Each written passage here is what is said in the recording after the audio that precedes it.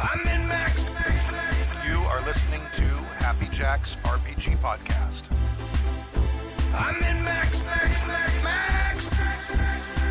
Pursuing the RPG hobby with reckless abandon. Why, hello. Howdy. There it is. Hi. Welcome to season 24, episode 4 of Happy Jack's RPG Podcast. My name is Stu. I'm Joey. My name is Adam. My mom's mic is off. Is your mic unmuted? My name is Stork. Is your mic muted? Mine now. There you go. Nailed it. Okay. Yeah. We're doing really well without Yeah. Kimmy tonight, guys. Yeah. Now we're cooking with gas. Hi, I'm Stork. Natural one. That was a really good impression. Thanks.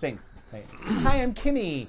I did everything all correct. Natural one. That's accurate as well. Yeah. I'm good at these. For those of you who are in the Southern California area and want to go to a Renaissance fair and see some music or hear some music, you should do that starting next weekend. What's that? April 6th? Sixth, I April think. 6th and 7th. Running for 7 weekends at the Irwindale Dam Recreation Area in beautiful downtown Irwindale, California. Ooh. Come to the Renaissance Pleasure Fair, the 59th annual Renaissance Pleasure Fair. And we'll be there at the Rogues Reef stage 3 times a day and somewhere else once. We don't know our stage schedule yet. We probably won't until This week, days before the event. So if you want to get information on the fair, get tickets and stuff, you can go to renfair.com. That's fair with no E /SoCal. And when you say we will be there, The Poxy Boggards. The world famous Poxy Boggards, which includes myself and Joey. Joey. Hi. Yep. And other hey, my name is Stork. and Stork will be there too. He doesn't sound anything like that. No, not at all. Not at all. It's like my Rob impression. I fucking hate Skechers. I don't know what you mean. That's spot on. That was uncanny, actually. In this episode, wait, I needed to bring something up. Oh, Small Game Hunter. Oh. They're doing, what game are they doing? I should look at the Slack. Small Game Hunter, I think they've done 2 or 3 episodes now? I'm trying to think. Maybe. Episodes? I listened to the first one. What did they do? They did Mercury, they did For the Queen, and then they did Icarus count? I don't know. That might have been ShadowCon. Yeah. I don't know the difference sometimes. It's like ShadowCon is like slightly more heard of games, and Small Game Hunter is like Tomes is like I found this in the jungles. Right, exactly. Yeah. Let's see. They're going to be...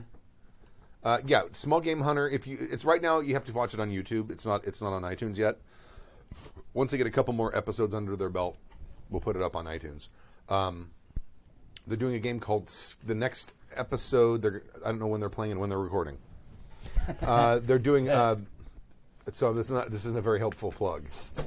They're going to be doing Skeletons by Jason Morningstar of Bully Pulpit Games. Oh, Jason Morningstar.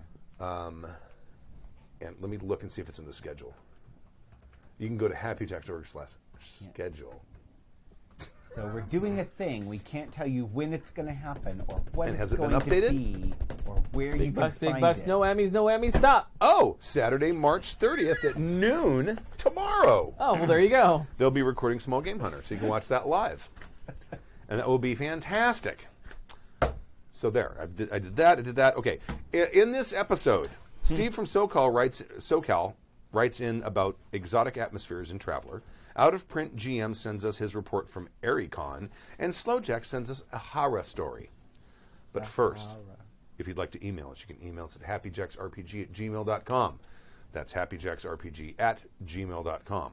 We have a forum, happyjacksforum.com. You can go there, join it, start a flame war, or enjoy a flame war, or participate in a flame war, or avoid a flame war, whatever you want to do. Or tell us about your illicit sexual encounters. Yes, you can do that too. We should make a special tag for that. Right? Yeah.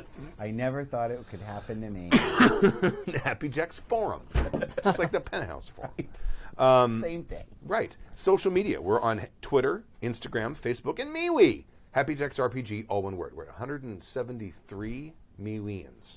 Nice. Yep. I'm Nice. MeWeing. I'm on there. I saw you. Yeah. I saw you on there. What? Yeah. I put a Am I gonna have review. to join MeWe? Maybe. I put a review up about of Call of Cthulhu 7th Edition since I've been doing a deep dive into it and actually reading the rules. Yeah. And there's a fairly lengthy review of the Yeah. Keeper's book and the Investigator's book, and also I got Peterson's Guide to Cthulhu Monsters or something, which is actually a field book, and it's written like a field book. Well, that's awesome. Cool. Which is cool. No stats for the monsters. All the monsters that they're talking about are in the core books, or in the Keeper's handbook. So, if you need the stats, they're all there. But it's literally written. It's almost. I don't know. I don't think you could use it in the 1920s because it basically has all of the information, but not. It's not like spoilers, but it's like these are things people have noticed about these types of creatures. Mm-hmm.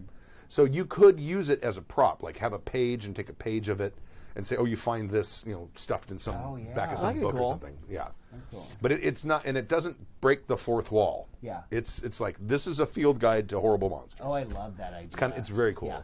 Yeah. I'm told that some of the other sort of supplements that they're coming out with it are good. There's one about the Cthulhu magic, which has like a complete encyclopedic Yeah. thing of horrible Cthulhu mythos spells, Cool. causing sanity since 1817. No, 1917. I wanna 17, play 1913. Cthulhu game. Right. Love Call of So Cthulhu. cool. And they've done you can go read the interview or the review, but I think they did a pretty good job of fixing some of my complaints about the system. Yeah. This losing percentile dice. Yes, they now have a bonus and penalty die that you can add. Okay. And it's a tens die. Oh, all right. So, and like if it's a bonus, you roll 2 and take the lowest. If it's a penalty, you roll 2 and take the highest. So kind of like advantage from 5e. Exactly. Okay. They've also done there's some interesting things they did in combat. This may have been a spot rule originally, but the way they introduce combat is kind of weird. They start with fist fights, then they add melee weapons, then they add firearms. So it's like we're going to teach you the system here first, and then go to here, and then go to here. Right. You have you can take a reaction when someone's attacking you. It's their turn; they're going to try to punch you. Yeah. You can dodge. There's a dodge skill, and it's a contested roll between the two of you, and it's Right. your relative success to each other determines whether or not you win. Yeah. And then you can also fight back, Oh. which is you're in a fist, so you're going to punch someone, and they're going to like try to punch you back, Yeah. not in their turn, in your turn, Yeah. Yeah. as a defensive maneuver. And if you win that contested roll, you get to deal damage to them rather than them dealing damage to you. Huh. It's a lot more realistic Yes. in my mind. Yeah. Like, Yeah. yeah. And in theory, it makes combat shorter because you're taking HP down. Bingo. Right. Yeah. Yes, because you have 2 potential attacks per turn. Yeah. Right. And so does the guy you're fighting. Right. yeah. So I can see it make, and yeah, I mean, combat in Call of Cthulhu is going to be pretty short anyway because Well, yeah. your hit point, you do not have a lot of hit points. No, no, no. It's like I rolled up some characters and I had one that I had Yeah. like 9. Yeah. I don't know. Right, I signed a contract saying that I was invincible. Like, that tracks, right? Right. One of the things I really liked when I started doing a lot of PBTA was that whole idea of, like, when you make an attack, you trade blows. Like, that's the base action is you trade blows. It's not when you make an attack you hit them. It's assumed like they're hitting you back in some way if they can. Right. And so it's in some, depending on how well you roll, you might choose to not get hit by them as one of your options. And Right. so, and I like things like that. And like I love my D&D, and I think 5e is great. But like we're playing Abria's Dragon Heist game, and usually we avoid actually fighting or killing. We are like Much to her chagrin. Much from to what I her heard. chagrin, she brought in some ringers to actually like make us kill or try to kill. But like I try to punch people a lot because it's like, oh, we can't kill these people, but I'm good at killing. And like, okay, I'll punch them, and it's like instead of my 1d8 plus 2d6 plus 3, I'm doing 1.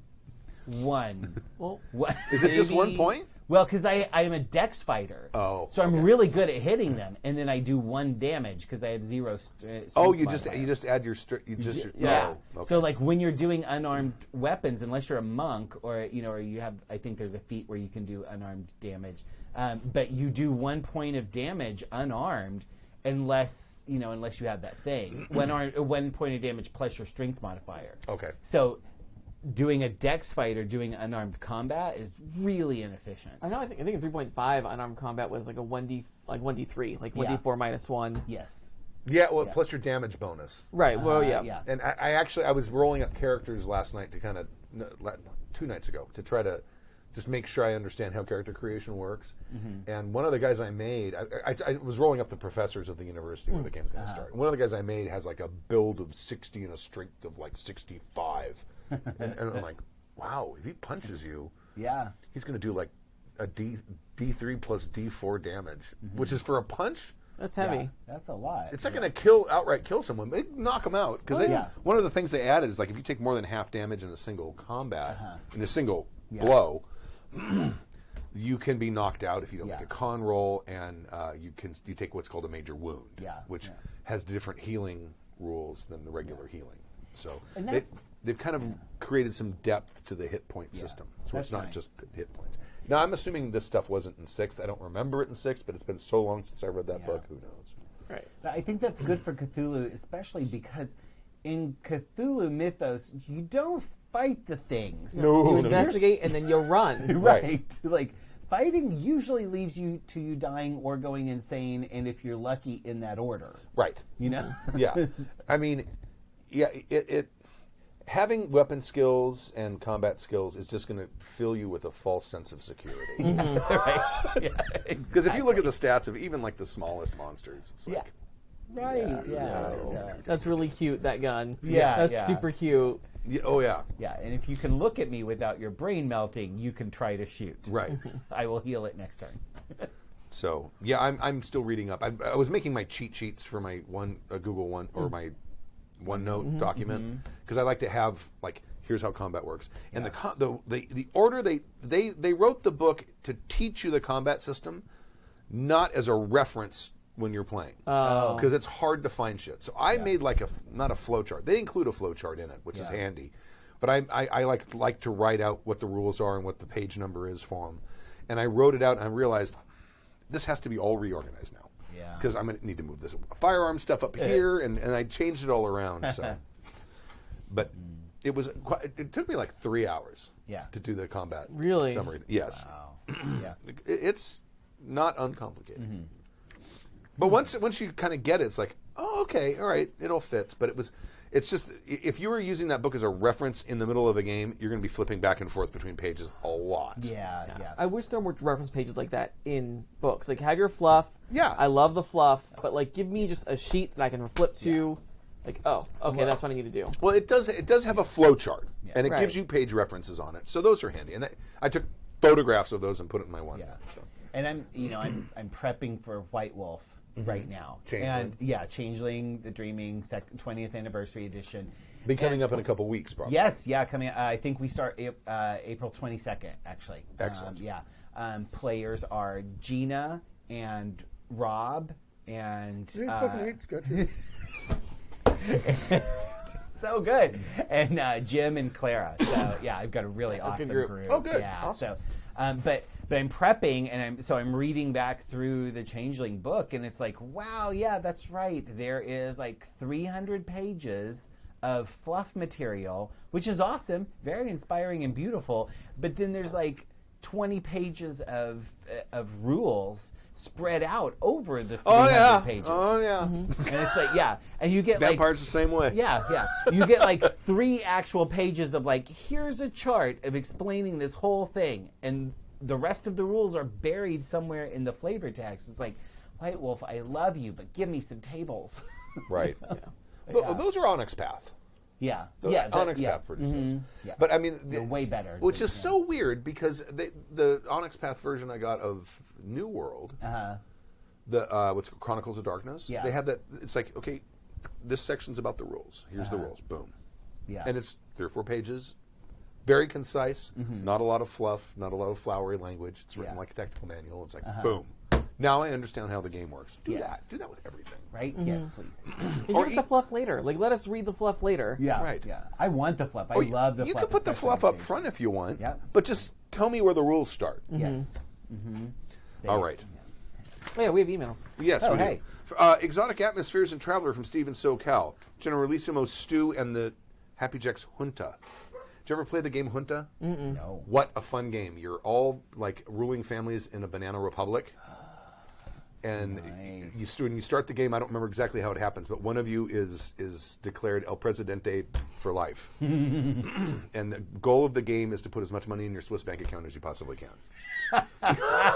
Wait. So you're telling me that there's a game where I can just be Eva Perón? Yes. Okay. Exactly. I am yes. here for it.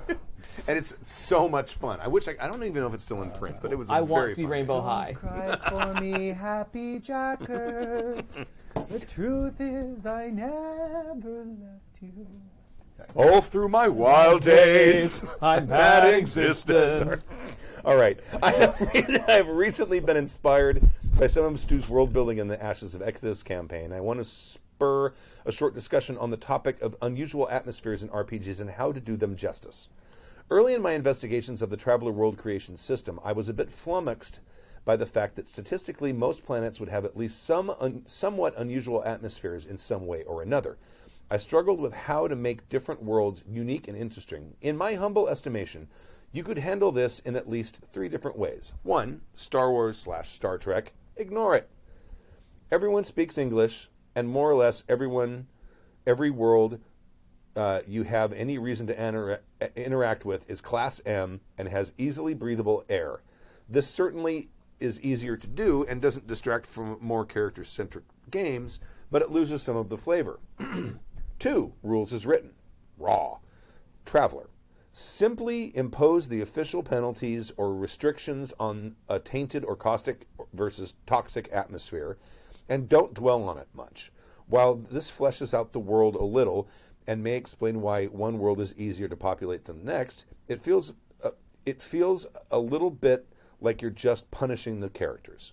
3, Stu's Way.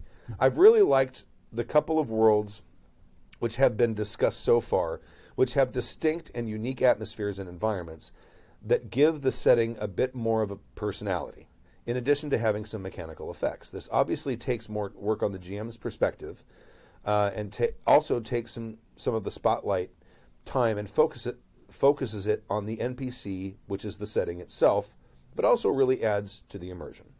Inspired by these quote-unquote stellar examples, pause for pain chuckles. Well done, Steve. Beautiful. Where is he? Yes. CNR, man.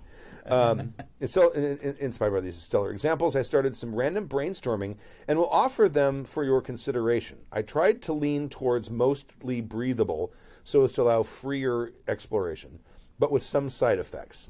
1, the planet covered by fungal blooms, where the atmosphere is breathable, but the long-term exposure leads to respiratory disease. Hey, that's Southern California, right? Right? Jesus. We've had record rain, and now we have sun and wind, and so everything that could possibly create pollen is spewing it forth into the atmosphere as fast as it can. It's real cute for those with allergies. Oh, it's yeah. real cute. Awesome. I am the only one at this table who can breathe through his nose right now. So.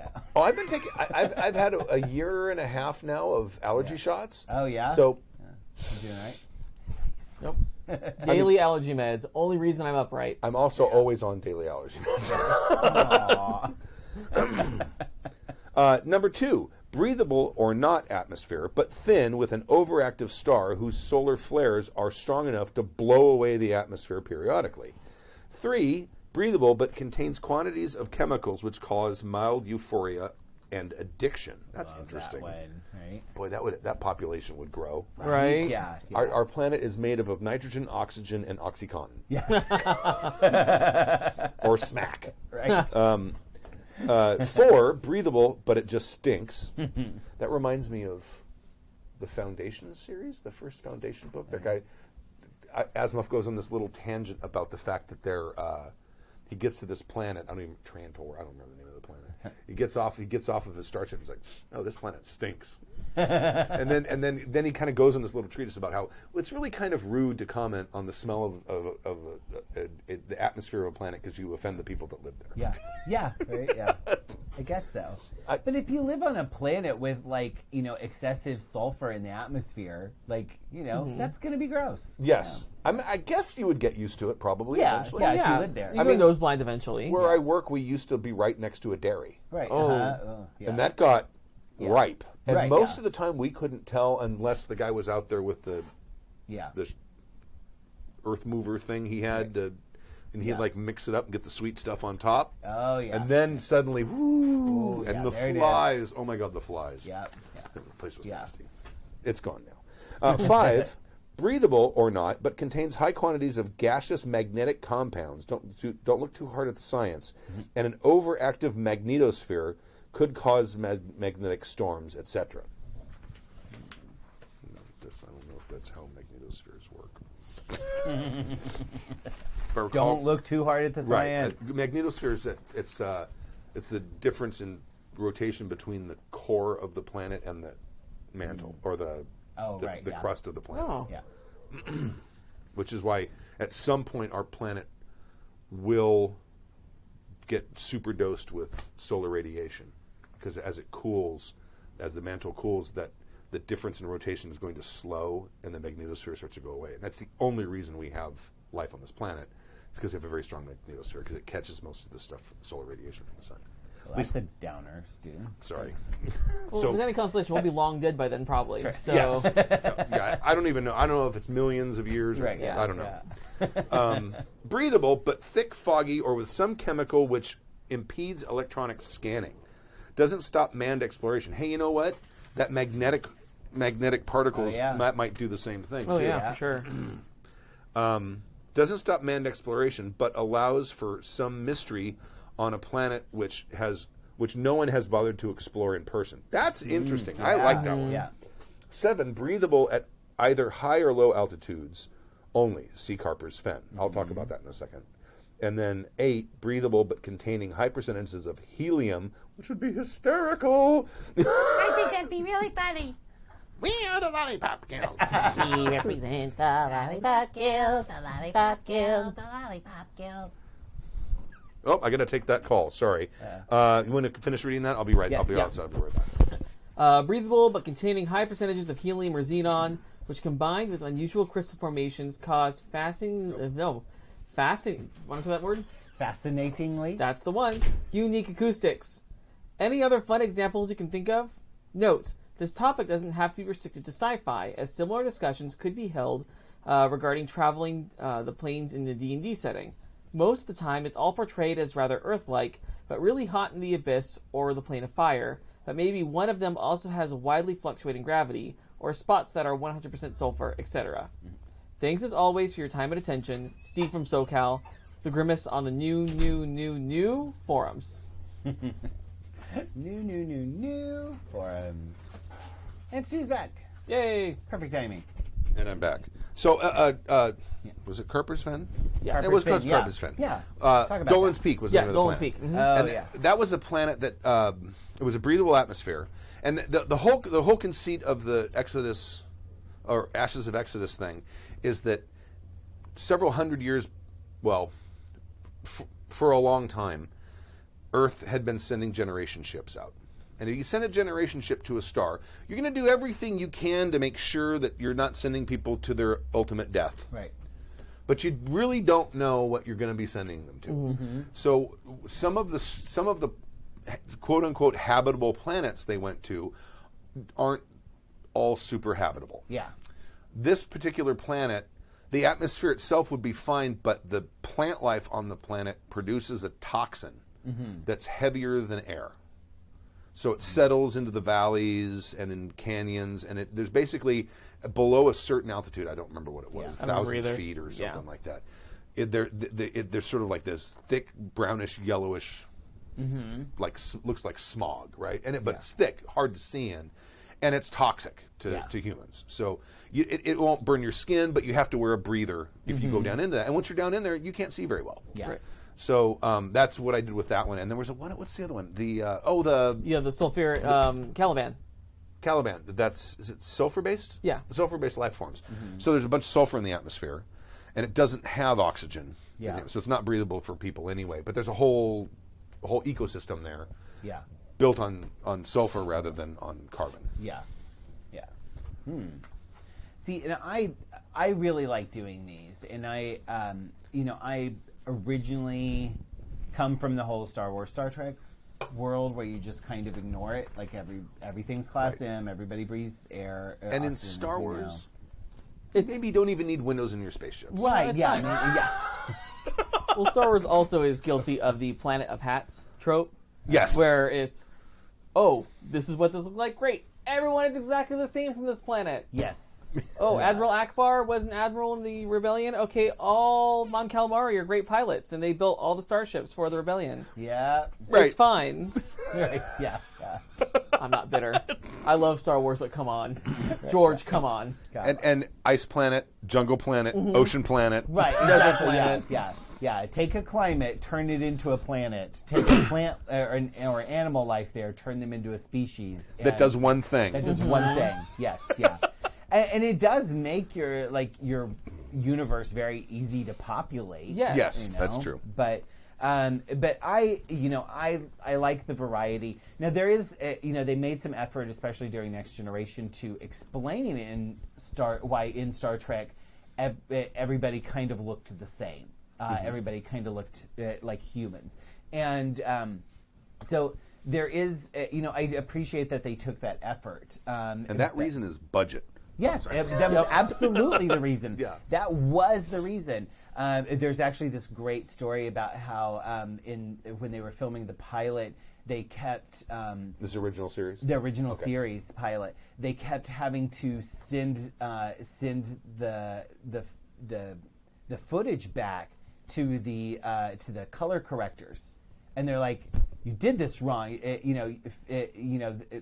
This person's the wrong color," and what they were seeing the woman who was painted green, and they didn't know that she was supposed to be green, so they kept color correcting it to turn her like Caucasian. Right. And they're like, "No." Oh my god, what would that do to the rest of the scenery? Right, yeah. I Everything's don't like know. super red or something? Or? Right. Well, I think they were like hand painting or something like God. something ridiculous. But Wow. they kept there was this. I don't remember all the details of the story, but there was this ridiculous thing where they kept trying to color correct the person who was supposed to be green. But yeah, that's the whole reason. Like Klingons were basically like in really bad brown face and like with Fu Manchu mustaches, Right. Because they're like, let's make them exotic and different, and and that was all they could really do is just change some colors and put them in different shiny fabrics. Put a dog in a fuzzy suit Right? with Yeah. a horn, and that's Right. an alien species. Yeah, exactly. Still not over it. You love Still that not dog. over it. But yeah, and then when they got to the motion picture, I bet that was me. I think I set up. Anyway, I keep accidentally setting off my alarm on my car. Anyway, when they got to the motion picture, they were like, "Oh, we have some money," and so they fixed Klingons and made them like with the ridges Klingons, and, right, and yeah. all that, and and then. And one of my favorite moments is in Deep Space Nine, and they take Worf back in time to the original series, and they're like, "Where are the all the Klingons?" And everybody's like, "What Klingons?" And they point at these like original series Klingons. The guy sitting at the table that called the Enterprise a garbage guy. Right, Right, yeah, which are basically they look like dirty humans, and they all look at Worf, and he's like, "We don't talk about it." And then they later explain it. Yeah, Right. they later explain it in Enterprise. Yeah, and- that's right. It's in Enterprise. Mhm, yeah, and Spoilers. Sorry, it's fine. Kevin Spacey is Kaiser Soze. I'm sorry. But they're they explore it in Enterprise, and then now there's all kinds of new stuff going on with Discovery. Like who Right. knows? But it is like that's the thing is we have to remember that most of the examples we have of science fiction are. Either they're based on the short stories and novels of the early to mid 20th century, or they're based on our television and in movie experiences, which are always affected by budget. Right. And first and foremost affected by budget in almost every situation. So we have a very limited idea of what plant life could be, what animal life could be, what sentient species could be like. Well, then you go into science fiction novels, Right. and there is no budget. Right, Right. yeah, Do whatever you want, exactly. because it's all in Look- your imagination. Look at The Expanse. Oh, The yeah. Expanse novels. Right. Yep. Oh my God, going to can't think of it. Fourth book, the first planet they go to after the gates. Okay, yeah. Yeah, that area. It you couldn't do that. Oh no, Yeah. no way. And I'm just thinking of like the is it not Piers Anthony? What's the author? The Nor Crystal Tears, the novel. It's a first contact novel between humans and an insectoid species. There was another novel called Sentenced to Prism, which is about a planet which also has sort of like crystalline life forms on it. Yeah. God, I wish I could remember the name of that author. But yeah, Yeah. I mean, the ability of an author who doesn't have to worry about a budget to come up with a truly alien world, a truly alien society and species is fantastic. Alan Dean Foster. Oh yeah, Thank you. Yeah, yeah. I mean, if you read Heinlein novels, the sheer like alienness of the aliens in most Heinlein novels is they're contemporary. Those are contemporary stories to Star Trek, but they're so much more alien because he doesn't have to worry about making them. He just has to describe them. So, so I think it's really fun to play with this stuff a lot. But the thing that I would say about something like this is this is the most important part of this email to me is under the rules as written where he says it feels a little bit like you're just punishing the characters. And when you're just doing things for a mechanical effect, it's like it is kind of punishing them. If there's no reason for it in the story, just let them exist on the planet. And maybe that does mean, you have to wear breathers, or you have to like change out your vac suits, or or whatever.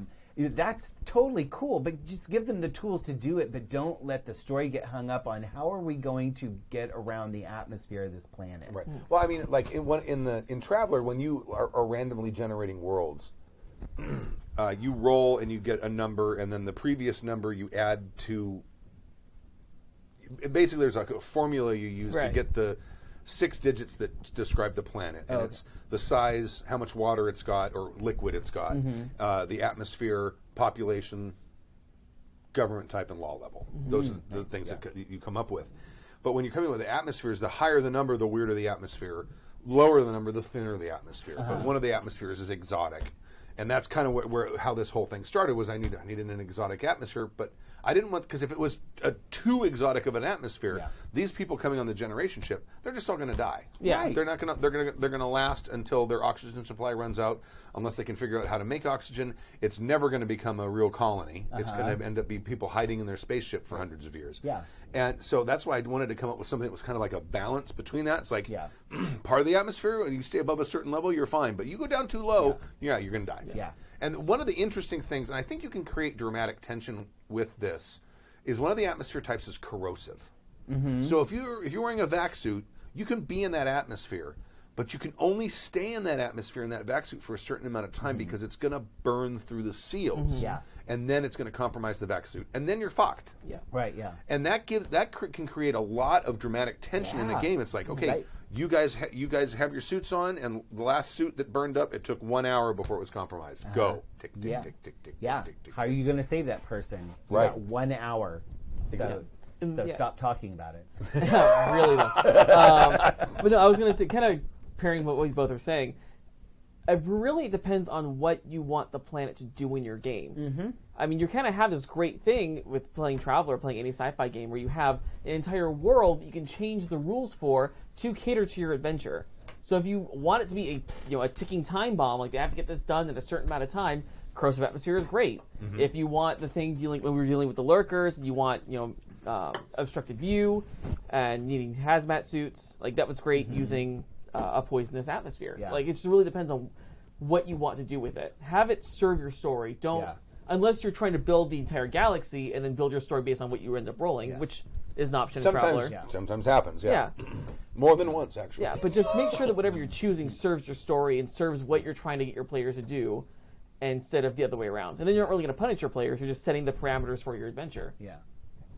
I really liked the whole Carper's Fen setting because like you get there and you've got just the few people and you've got like you're like looking through these tunnels, you're finding these abandoned habitation areas. So there was this very much a great horror vibe of like, we're in tunnels, where are we going to run if this thing does attack us, kind of thing.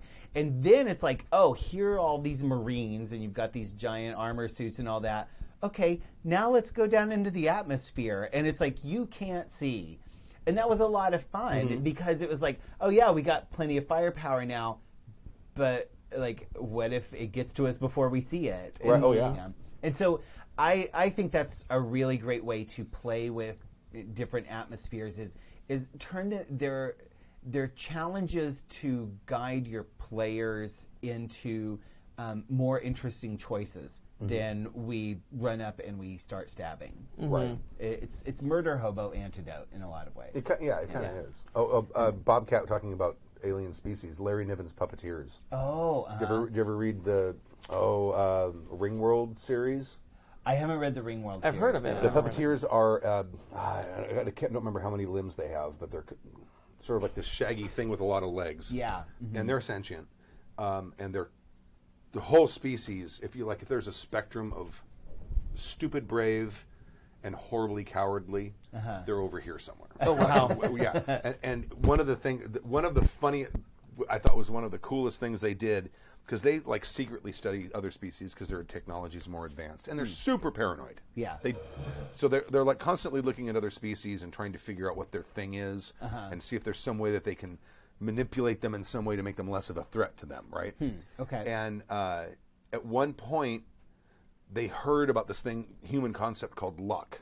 They're like, I wonder if this is actually a thing.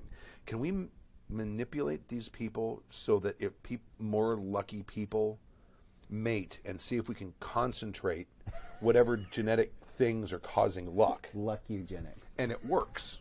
Oh, wow. Because they have what's called I think Tila Brown or Tula Brown. I don't remember the character. Tila Brown, I think. They call it the Tila Brown gene. Oh. And there's this one character who is the result of a bunch of this genetic manipulation by the puppeteers, and she is incredibly lucky. Yeah. But then they came to this realization that if you create people who are just genetically luckier people, and you're standing next to one of them, and lightning is going to strike one of you, Yeah. who's it going to strike? Yeah. And of course, the cowardly race is like, oh, what did we do? Oh, God. Right. Oh, God. Oh, God. Like, how do we create the opposite of that? Right, exactly. And then make so many of Well, them clearly, if you have a genetic marker for luckiness, Right. there's got to be one for For unluckiness. unluckiness, yeah. Snark. Right.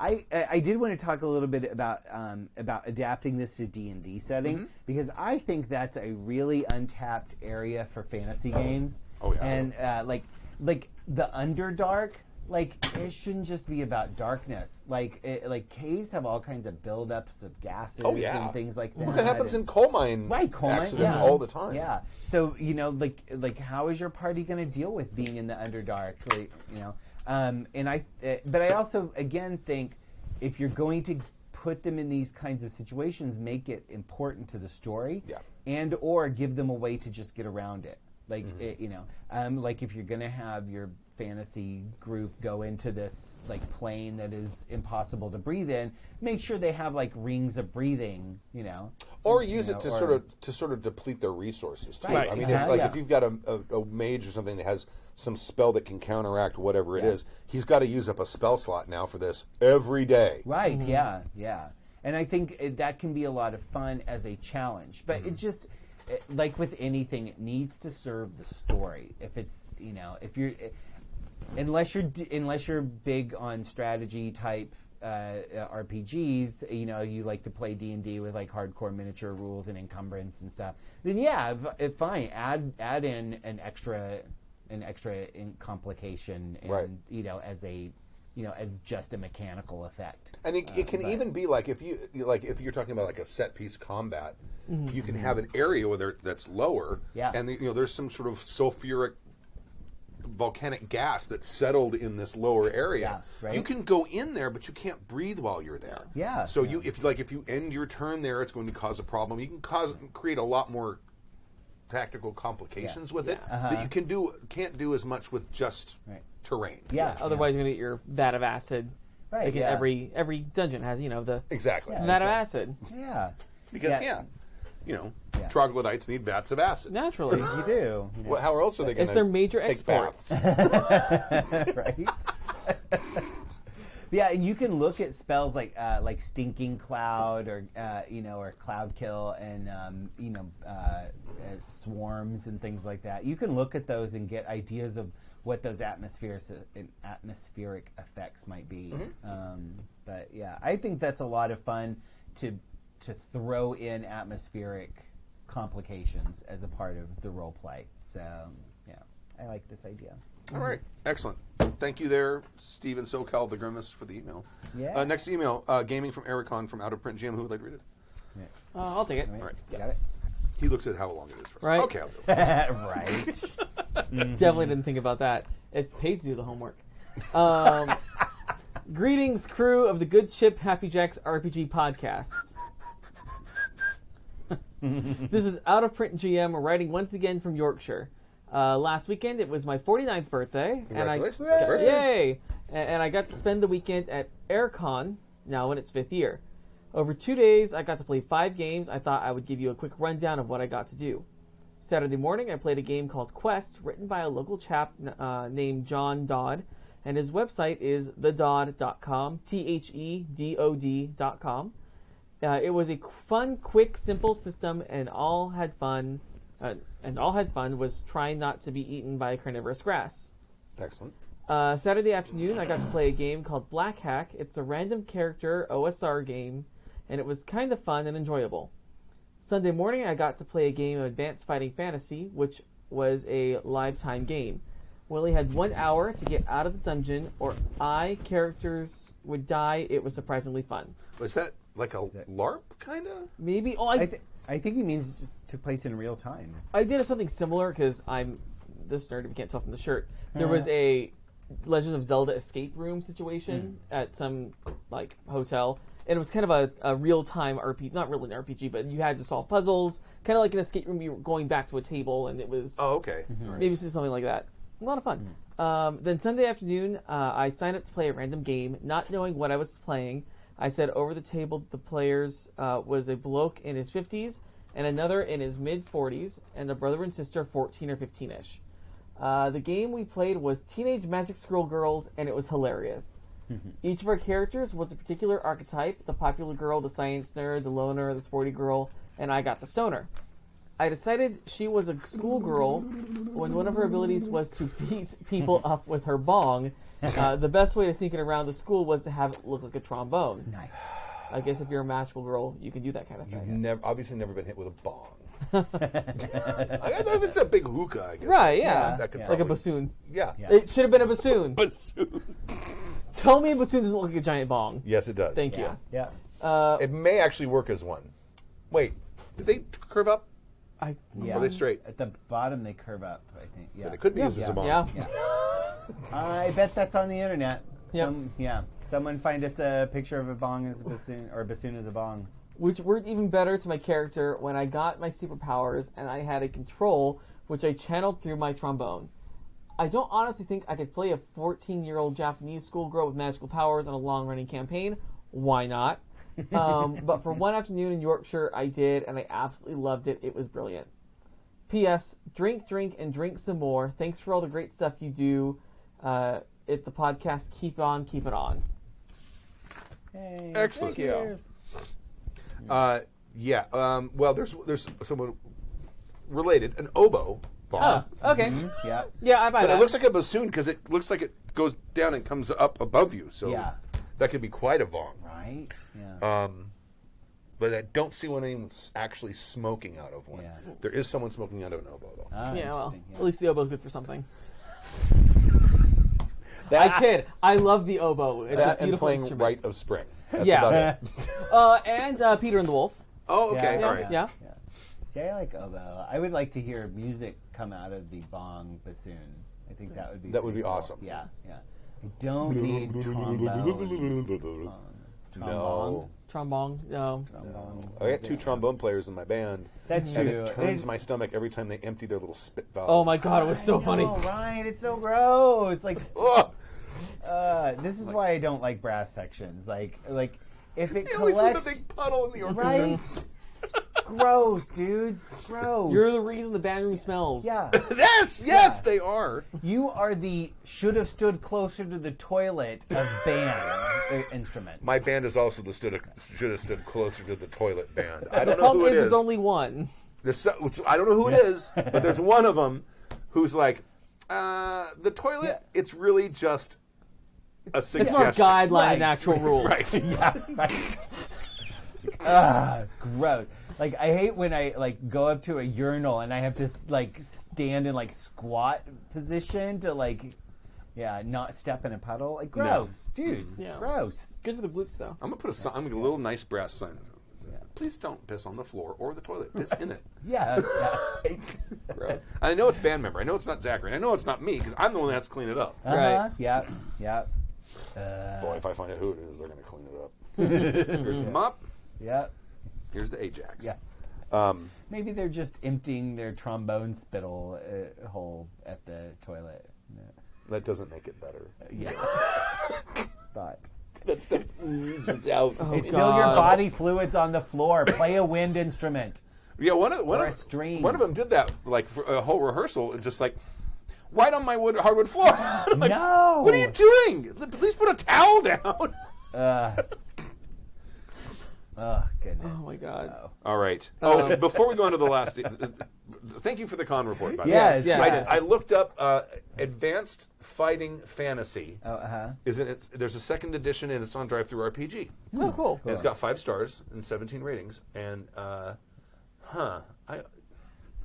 yeah. I would love to know more about these various games. Yep. So yeah. Particularly, the Magical Schoolgirl game. That's very much in my wheelhouse of things I like to play. Yeah. See, here's the thing. So, okay, Out of Print GM. All right, I love you, buddy. But like, you can't like write in and say, here's like 4 or 5 very interesting games, and I'm not going to tell you anything about them. I'm too lazy to go look them up. Like tell me. But he did give us a link for one of them. Yes, yeah, which is awesome. But he didn't click on the link for me. Oh my god. Joey will look them up later and tell me all about them. is it the Dodd.com? Yeah, Dodd.com. Dodd.com. The Dodd.com. 2 D's at the end. The website, he writes only one D. yes. THEDOD.com. Oh, it's 2. It is Yeah. 2. Okay. Quest. All the downloads for Quest, including character sheets, introductory adventures. See, that right took there. 2 seconds. Boom. Yeah. Awesome. All right. But I love carnivorous grass. That's pretty awesome. Oh, I got it. Carnivorous grass. This has nothing to do with RPGs, but I have to mention it. Kimmy's not here, so she can't stop me. If you haven't seen The Dirt, the Motley Crue, what would you call it? Biopic, I guess? I don't know. Is it? I mean, it's. You said it was based on. It's based on a novel. like a dramatization novel of their lives, right? Kind of, because The 4 of them had a ghostwriter help them with the big words, is what I assume. like Ghost Rider. Yeah, a ghostwriter. Because it's written by Vince Neil, Tommy Tommy Lee. Lee, Mickey Mars, and who am I forgetting? I only knew Tommy Lee. Oh, Nikki Sixx. Oh, okay. And with the guy who actually wrote it. Oh. Nice. So they told him stories probably, and he actually wrote it out. So it's about them the way Entourage is about Mark Wahlberg. I guess I haven't seen Entourage. Oh yeah, it's basically Mark Wahlberg wrote Entourage or pitched Entourage as like, hey, this is what it was for me and my buddies from New Jersey Right. that I brought over and like. Or like Channing Tatum and Magic Mike. Yes. Yeah. Exactly. Yeah. A lot of bad behavior, a lot of very inappropriate behavior, not a lot of introspection about the mistakes they made in their lives. I'll say that, but the characterizations of the individual band members, because it starts when they first meet, Yeah. and like Tommy Lee is like 17, right? And it ends kind of ambiguously, but they sort of have like this little sort of post like epilogue thing, so that they played their last gig on this date, and they show some footage from it. But the guys who play the characters, like Tommy Lee, the guy who played him. Now I don't know if this is actually what Tommy Lee is really like. Big fucking doofus. Stupid excited about absolutely everything, and everything is the coolest thing ever. He's that guy, right? And it's freaking hysterical. And Nikki Sixx, broken home, very bad childhood, angry guy. They talk a lot about his heroin addiction during the course, because he actually died. Yeah. And he was brought back to life. Yeah. On the way to the hospital. Yeah. And so they talk about that and his recovery from that, and then also Vince Neil. He had the car accident where he killed. I don't know. I can't remember what band the guy was in, but he was his guy in the passenger seat who died in that car It's accident. the drummer from Guns N' Roses, wasn't it? No, it was a British guy. Oh, okay. I don't know who it was. Bananarama. Yeah, I'm sure it was Bananarama. And they're having a conversation about, okay, if you had to bang one of them, who would you bang? Cyndi Lauper or Boy George? And the guy's like, well, Cyndi Lauper, she's got all the right parts, but I bet Boy George has a lot more experience. And like, right then is when the car swerves and Oh, no. We need that answer. Right? you don't get that answer. Damn it. But it's good. I'm not a fan of Motley Crue, never have been. Yeah, me neither. After I watched it, I'm like, I'm going to give them a listen. I went and bought the best of on iTunes. Still not a fan. Yeah. Yeah. I mean, I admire their ability to play, because they can play. Right, I mean, Nick Mars is a good guitar player. Yeah.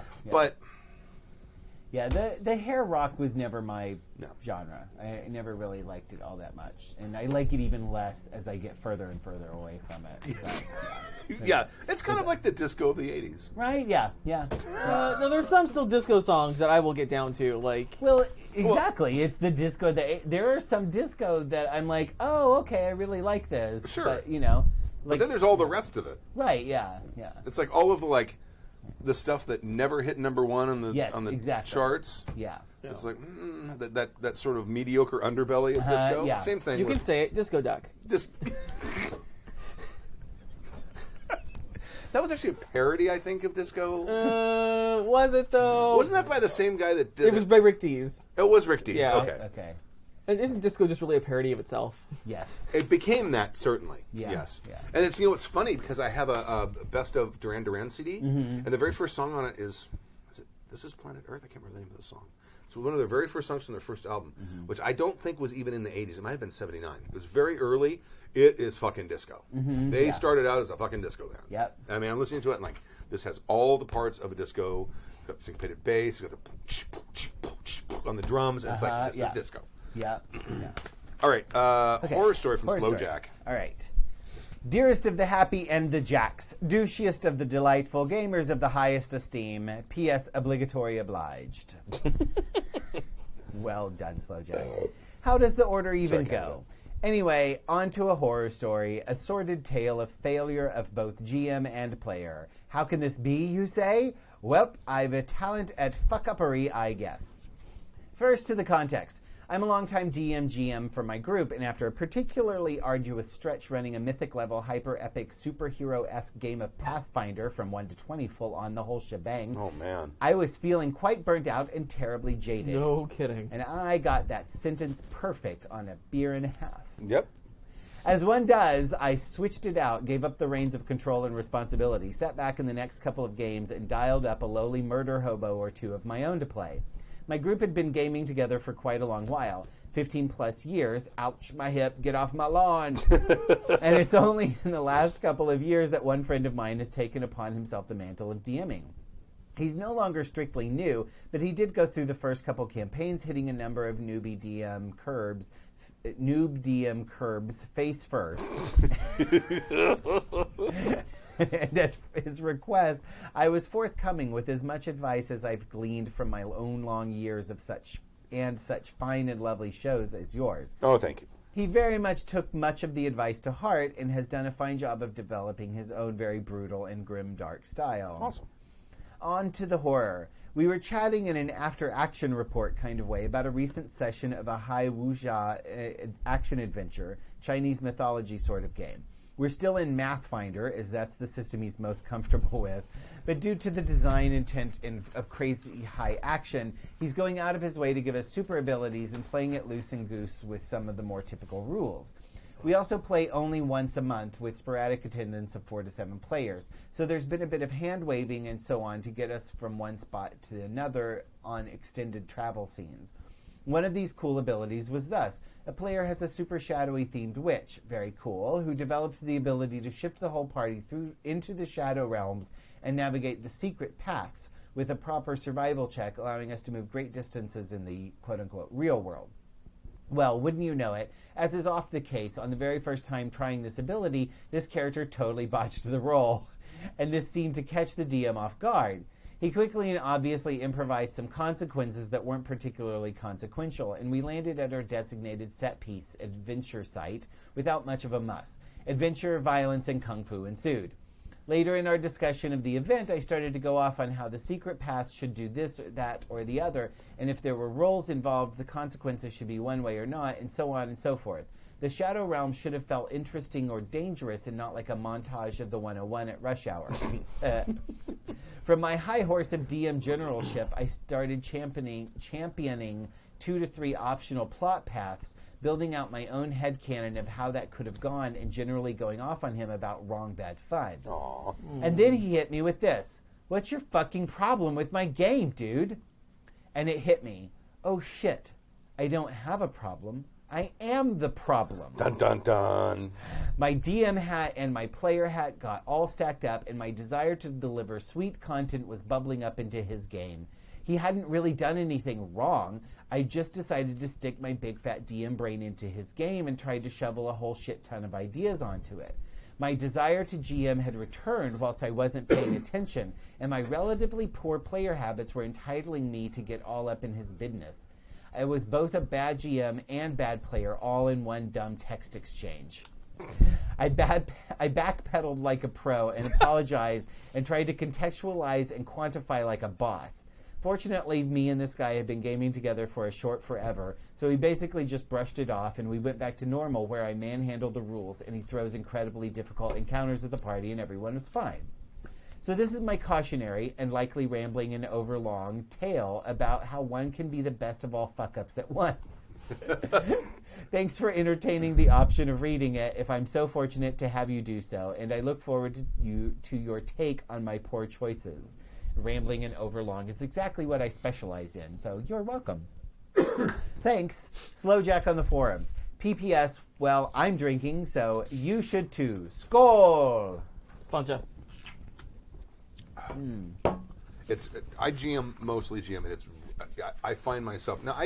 I don't think I've ever done this, but in my head, my internal monologue is constantly like, well, this is how I would have done it, or this, and I can't shut it off. Yeah, it's hard. I don't have that much as far as GMing goes. I don't have a lot of GM experience. But if I'm in a show, if I'm acting with someone, the hardest thing ever is to be like, why are they doing it that way? That way is dumb. They should do it like this. This makes so much more sense for their character. They should do it like this, and keeping your mouth shut. Yeah. Oh, yeah. Because the first rule you learn is you don't give another actor notes. Yep. Give it to the director. Hey, I saw this. Maybe something to put. I don't know. Here's a thought. If you really trust the director. Yeah. But yeah, it's the hardest thing in the world to sit there watching someone do something you also do, and be like, just change it. Just turn it a little bit. And the director may very well go, yeah, that's great. Yeah, exactly. Yeah, for sure. Yeah. This is the social equivalent of Galaxy Quest, where he's like scraping the side and they're all like leaning over, like trying to. You got it. Like, this is the thing, and this is good advice. I'm going to tell you how to live your life. This is good advice, no matter whether you're in a role-playing game or anything. Like, other people don't want to hear what the fuck you have to say about what they're doing. They really don't. If they ask you, absolutely tell them what you honestly feel. Be nice to them. Tactfully, if you can. Tactfully, yeah. But if you can. But generally, no. Like, don't coach people at the gym when when you're not the coach. Don't tell the GM how to run their game when you're not the GM. You know, even if you know that you could do it better, or you think you could do it better, it's not your place. Right. Be nice. It's like when I'm in a yoga class and the person next to me says, "Oh, you're doing the Savasana wrong." I'm like, "I will do my sleeping fat man the way I want."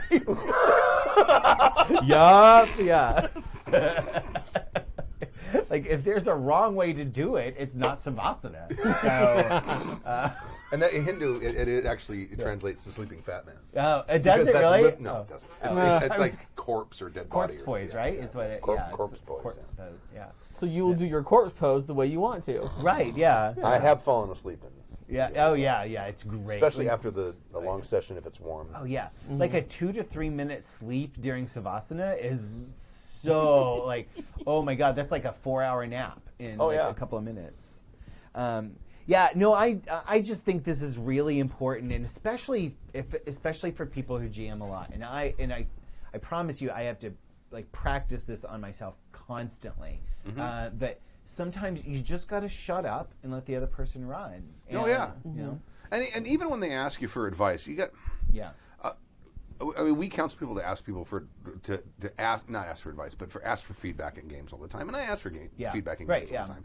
And I really get no useful feedback. And I mean, and a lot of people really aren't expecting useful feedback. Yeah. But if you really have it, you kind of have to, like,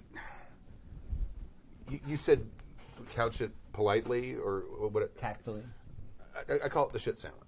Yeah. I'm going to say something nice about your game. I'm going to tell you what I really think. And I'm going to say something nice about your game. Yeah. Yeah, right. So you have 2 tasty slices of bread with the shit in the middle. Yeah. Right, yeah. So, Yeah. and it doesn't work. They still get pissed off at the shit. Yeah, Because yeah. anyone who bites into a shit sandwich is like, what the fuck? Yeah. Right. Right? Yeah. Well, that's why, like, I kind of have a couple things in my head when people ask my opinion about things. I'm like, okay, do they want my real opinion, or do they want Right. like constructive criticism, air quotes, where they want me to basically like jerk them off for a minute and like tell them how good they're doing, or like, do they want the real tea? Right. Yeah. And there's some people I know who they'll come to me like when I see their show, and we'll go out for drinks after. Like, Yeah. I'll give it really tell me what you thought. I'm like, okay, we're away from the theater. All right, here's what I thought. Yeah. The notes. But you got to know the person and play it by ear and really just kind of, read the room. See what they want. And if kind of like inflating their ego a little bit to build their confidence is going to help them, Right. a little white lie may not hurt. If they really want to know, really tell them. And just, you wanted my opinion, here's my opinion. Sorry about it. Yeah. It's like it's like giving direction in the band. It's like we don't have anyone in the band who doesn't take direction. Everyone in the band takes direction because we weeded those people out. Yeah. Because everyone kind of does give direction at times. I mean, it's not just. There's no real hierarchy when it comes to that kind of stuff. It's like if someone doesn't like what someone's doing, hey, why are you doing that? Why don't you do this? But I've learned over time you have to approach different people in different ways because it may have to do with their ego, it may have to do with the fragility of their ego, but you can't just say okay, this sucked. And this is what I'm going to suggest. There's some people you can do that to, but other people, you're going to piss them off, or you're going to hurt them, and they're going to get sulky. And it's, yeah.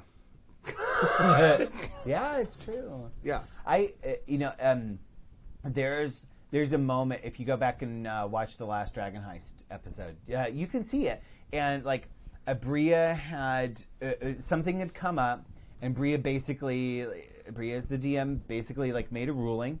And then I was looking through some rules later on a different thing and came across something that she'd done, and we kind of bring it up for a second. We talk about it, and we're like, oh yeah, actually this probably should have happened. And she's like, yeah, I know. I saw that when I looked it up after I'd made the ruling and decided I liked how it turned out.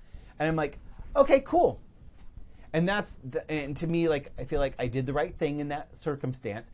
That was the response. It's like, oh, hey, there's this thing I know. Do you want this? And she said, no, I don't fucking want it. And I'm like, cool, moving on. And like, you just, like, if you have something to offer, you can offer things. But you make it, you need to make sure that you're willing to let them make the call. Right. And, And also, if you're a GM and you're asking for advice, and we've talked about this numerous times before, if you ask for it, you've asked for it. Yep. And if Yeah. you get it, you don't have to necessarily agree with it, Right. but don't get pissed off at people Yeah. because there's something that you thought was really cool that they didn't like. Yeah. I mean, that happens to GMs all the time. All the time. I come up with a cool idea. It's like, oh, this is going to be so awesome. Like Yeah. big reveals. That's one of the greatest things. It's like, yeah. oh, I have this major twist that's going to happen in the middle of the adventure. They're going to realize that the world they're on is actually a turtle, right? Yeah. And it's like, it's a fucking turtle? What? Yeah. And if you're going to ask for it, be ready to take it. Yeah. And yeah. kind of going off of that, something that I've done for one of my best friends who runs a lot of our home games, I've kind of assistant DM for him, where I'm a player in the group. Right. So the first time I did it, we were playing Saga Edition, and I was really the only player who'd ever played RPGs before. So my friend, Saga. Saga Star Edition, Wars. Star Wars, Okay, yeah, right. 2D20 Saga Edition. Okay. So he kind of wanted me to ADM to kind of be there to kind of help the other players if they needed it. Not necessarily railroad, but put them back on track if they get like stuck with decision paralysis. But I also, my main job just kind of became a springboard. It's like, I think about doing this. What do you think? Oh, okay, I like that. What if you did this instead? Or how do we weave that into this person's backstory? And I just kind of became that second voice or that second thought process to see what worked, what didn't. So, I mean, that's, if you're feeling uncomfortable, maybe put that in there. Give someone you know, really gives you a little bit of that control. And assistant DM may not be a bad thing. Yeah. Yeah, Yeah. I agree. All right. We're good. We're out of That things. it? Wow. I want to play the thing. Aw. Where is it? It's on the other page. There we go.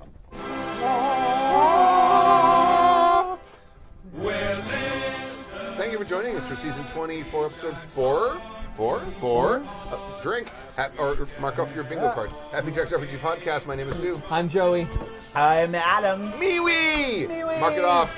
All right. What other ones are on there? Oh, she's not here. She can't stop me. Oh, We no. have 1,000 cards all blacked out. I don't know where. All right. Thank you very You much. get a Dyson me pack, and you get a Dyson me pack. Everybody gets a Dyson me!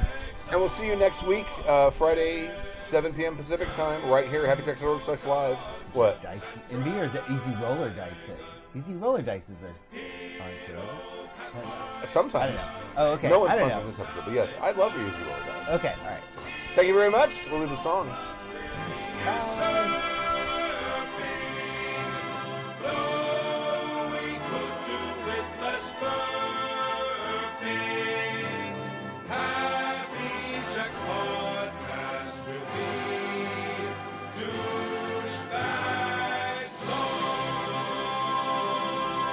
There are many organs in the torso. Some are less important, some are more so. Some they make us laugh and some they give us gas. But if they preclude my drinking, then they must go. Oh, liver, let die. Liver, let die. Oh, God, please deliver cirrhosis of the liver. Liver, let die. Well, the barber surgeon used to tell me that my nightly drinking, it would kill me. He said there was no doubt that my liver would give out, but nothing but that bone will fill me. Oh, liver, let die. Liver, let die. Oh, God, please deliver cirrhosis of the liver. Liver, let die. So let's drink a toast unto my passing. And with all those aspersions they are casting, it appears I'll be the last. So to those that pass, I'll raise a glass. For it seems that all my doctors I'm outlasting. Oh, liver, let die. Liver, let die. Oh, God, please deliver cirrhosis of the liver. Liver, let die. Oh, liver, let die. Liver, let die. Oh, God, please deliver cirrhosis of the liver. Liver, let die. The preceding program has been a presentation of the Angry Folk Media Empire.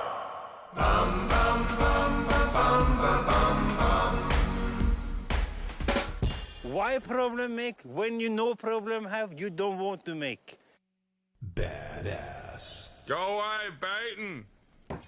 No, Johnny, these men are nihilists. There's nothing to be afraid of. I can't believe these men may control the fate of the Middle East.